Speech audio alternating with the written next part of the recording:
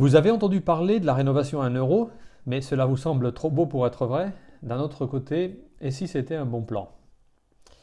La France a signé le protocole de Kyoto, puis l'accord de Paris, COP 21, concernant les émissions polluantes.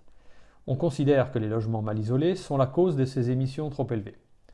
L'État s'est donc engagé envers l'Europe à réduire le nombre d'habitations mal isolées, ces maisons que l'on appelle aussi passoires thermiques.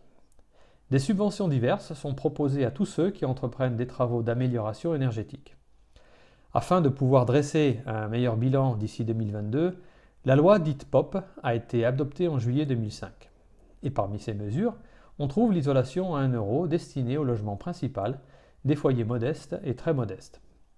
Dans cet exemple, l'État a en quelque sorte proposé aux fournisseurs d'énergie de supporter l'effort financier, sous peine de payer de lourdes amendes. Ainsi, votre fournisseur d'énergie vous a peut-être déjà proposé l'offre isolation des combles pour 1 euro. Sur l'ensemble des travaux d'amélioration énergétique réalisés chez les Français, seule une petite partie semble avoir un véritable impact. Quand on sait qu'un grand nombre de ces travaux concernent l'isolation du toit et des combles, on pourrait se demander s'il s'agit d'un bon investissement. L'ADEME a estimé en 2018 qu'il y avait en France 7 millions de logements classés comme étant des passoires thermiques. Le président Macron a pour objectif de diviser ce chiffre par 2 d'ici 2022. Il y a donc urgence. Par ailleurs, pour motiver un artisan à intervenir, une enveloppe de 1000 à 1500 euros semble valoir le coût de son déplacement, même si ça fait un peu mal au portefeuille des distributeurs d'énergie. Tout semble donc en place pour atteindre l'objectif à l'horizon 2022.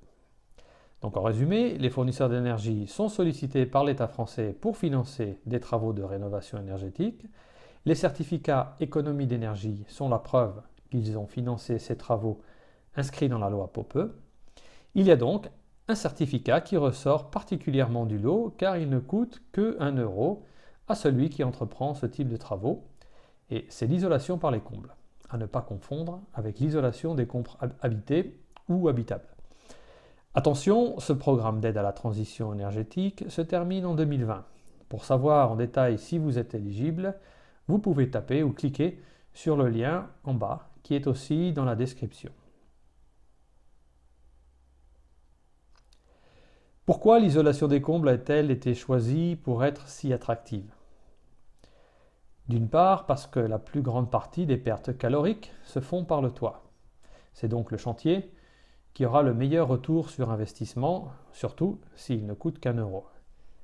D'autre part, insuffler de l'isolant en vrac dans les combles est rapide, car il n'y a qu'à amener le tuyau à souffler dans les combles, et en quelques minutes, ces derniers peuvent être remplis d'un isolant en vrac sur une épaisseur de 30 voire 40 cm. Vous avez peut-être vu beaucoup de publicité à ce sujet, peut-être avez-vous été démarché, peut-être que la première question qu'on vous a posée était « Quel est votre revenu fiscal de référence ?» Alors que les questions plus classiques, comme « Quel type de charpente avez-vous ?» « Quelle surface souhaitez-vous isoler ?» etc., etc., n'ont pas vraiment été abordées.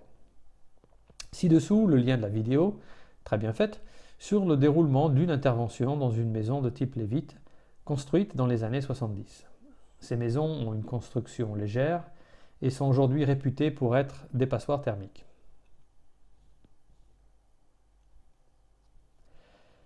Voilà pour la partie visible. Bien sûr, je vais vous parler de la partie cachée.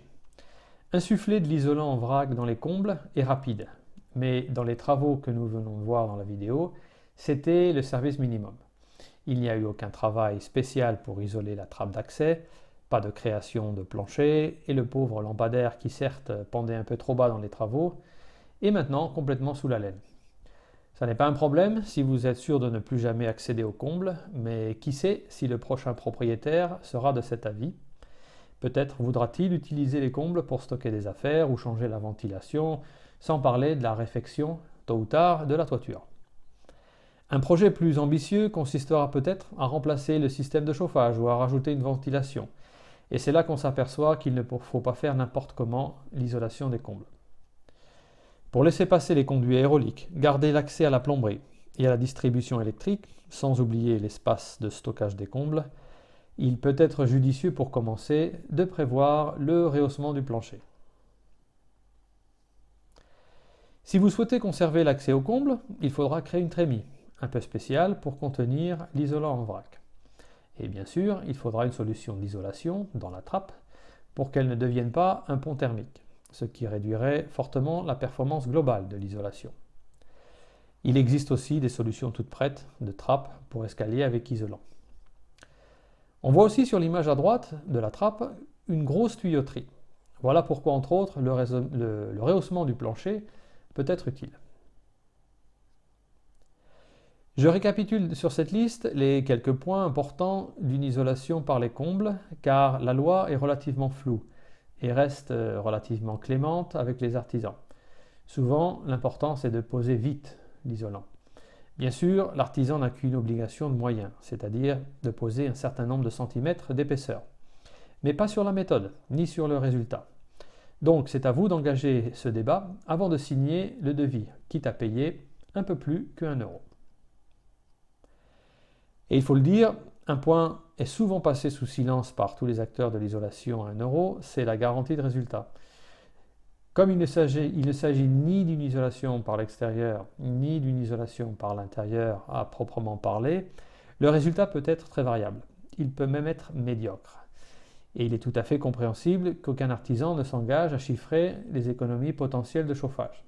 On parle plutôt d'une obligation de moyens, c'est-à-dire de l'épaisseur d'isolant, plutôt que d'une obligation de résultat.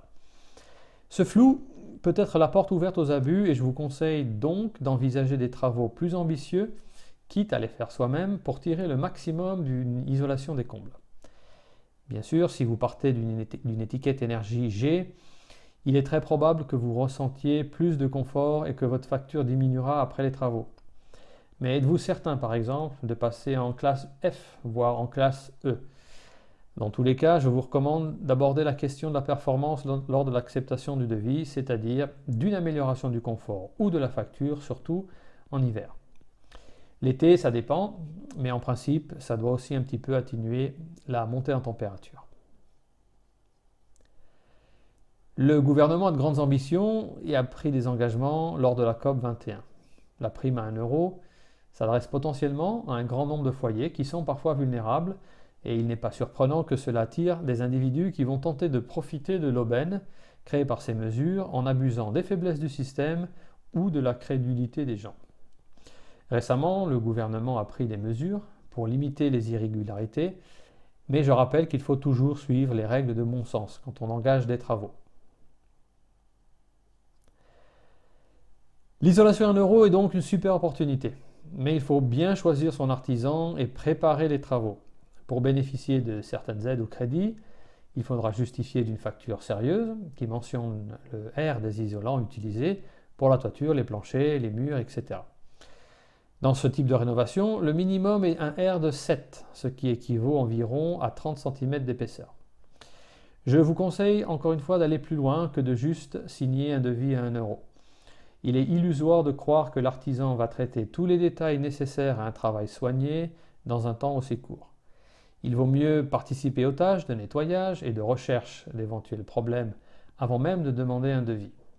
Cela libérera plus de temps pour l'isolation proprement dite, voire, qui sait, le traitement d'un ou deux détails importants par l'artisan.